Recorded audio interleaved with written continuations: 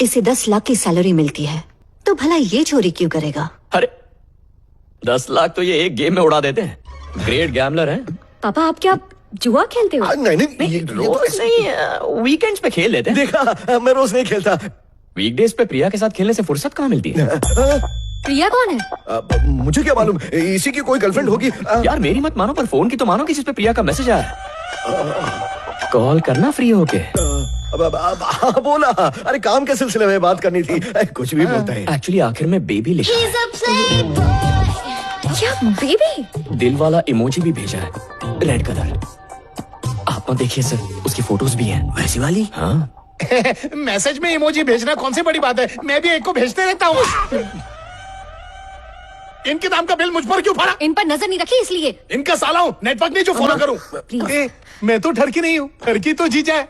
अब जीजा ठरकी है तो मैं क्यों मार खाऊं? अगर तुम्हारा तलाक नहीं करा तो मैं अपनी दीदी का भाई नहीं। देख लिया सर आपका बंटू ने उनकी असलियत दिखा दी, इसलिए मुंह छुपा के भाग गए। अच्छा, तुम बड़े महर्षि हो ना, मेरे बारे में बताओ। बताने को कुछ होगा तो बता देगा। तुम चलो। पापा। हाँ? तुम बताओ।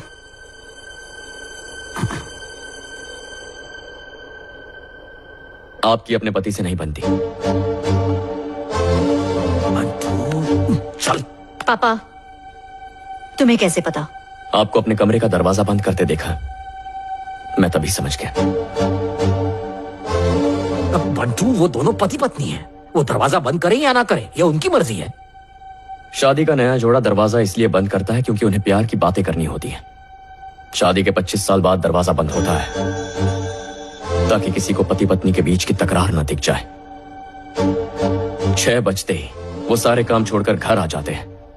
इससे साबित होता है वो काम से ज्यादा परिवार को जरूरी समझते हैं। सबको खुश रखने के लिए दिन रात वही तड़पता है जिसने कभी सबका दिल दुखाया हो। तुम कहना क्या चाहते हो? रेवती,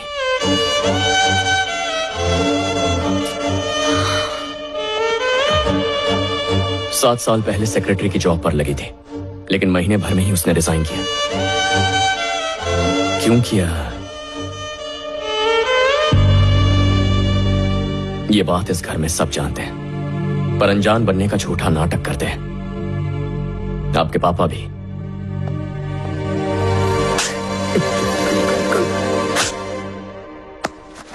क्या समझता है कि सच बोल के तू महान बन जाएगा?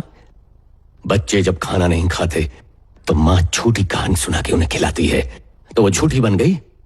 अपनों की भलाई के लिए झूठ का सहारा लेना गलत नहीं। माँ तो ये भी कह सकती है कि खा ले बेटा वरना कमजोर हो जाएगा। झूठ बोलने की जरूरत नहीं है। माना झूठ बोलने से कभी कभी रिश्ते बने रहते हैं, लेकिन जब सच कहा जाता है तब वो रिश्ते और मजबूत हो जाते हैं। आसान नहीं है, पर सच की बुनियाद पर बने रिश्ते को कोई नहीं हिला सकता। सर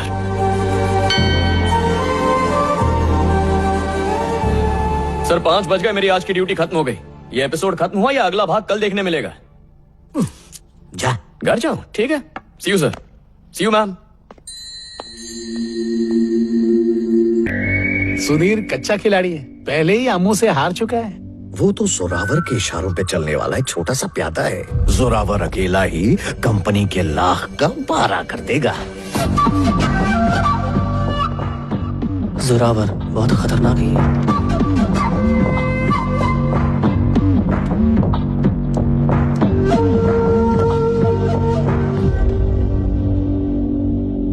रामचंद्र जी ने इनके साथ डील करने से मना कर दिया था ना? हाँ, पर उनके बेटे को करनी थी। उसका मन रखना चाहते हैं। पुरानी सारी बातों को भुलाकर नए सिरे से एक नई शुरुआत करना चाहते हैं। चलो सुन लेते हैं इनका क्या ऑफर है।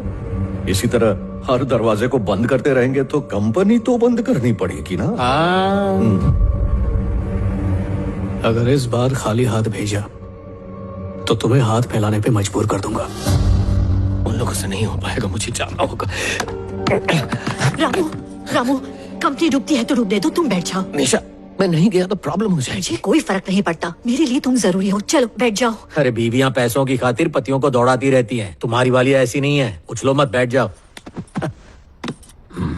उसे भेजता हूँ जो जोरावर का जोर निकाल दे। बेशरम, जिनका हमने नमक खाया, जिनके टुकड़ों पे हम पले, जिन्होंने तुझे कभी गैर नहीं समझा, तूने उनके साथ क्या किया? बख्तावर को और भड़काया, डॉक्टर के बच्चे को किडनैप किया, घर वालों में फूट डाली और अब घर की होने वाली बहू की इज्जत पर ही तुझ जैसे नमक हराम को तो धक्के मार के घर से निकालना चाहिए। दफा हो जा। वाल्मीकि वाल्मीकि कहता है, वाल्मीकि मैंने यही तो भी सिखाई तुझे। बाप हूं, कोई तेरा नौकर या दोस्त नहीं हूं, समझा? निकल निकल यहां से।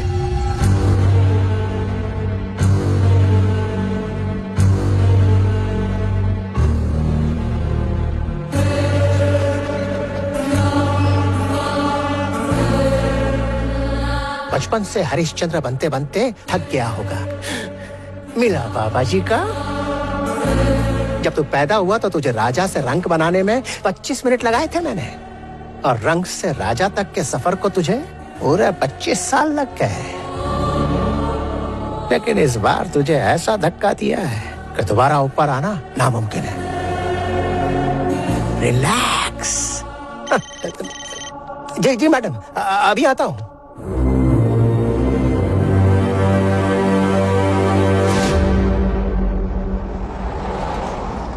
थैंक गॉड, सच सामने आ गया।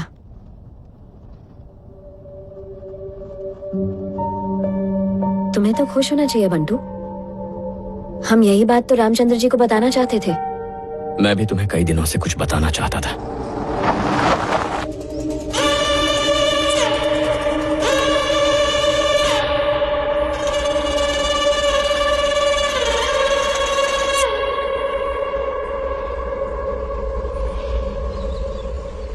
ये बात अपने असली माँ बाप को कब बताओगे? कभी नहीं बताऊंगा। तो तुम आखिर उस घर में रहकर करना क्या चाहते थे बंटू? ये सब की क्या वजह है, मुझे कुछ समझ नहीं आ रहा है। इसकी वजह तो मुझे भी नहीं पता। शायद बेवजह है, इसीलिए अपनापन है। अगर वजह होती तो साजिश होती। बख्तावर हंडू बोल रहा हूं मैं। पेपर्स में लिखा है कि कंपनी में मेरा बराबर का हिस्सा होगा। साइन करके उन पेपर्स को राज के हाथों फार्म हाउस भिजवा दो। अगर नहीं भेजा तो काशी की बेटी की लाश भिजवा दूंगा। पुलिस को बीच में लाने की गलती मत करना, वरना किडनैपिंग बन जाएगी मर्डर।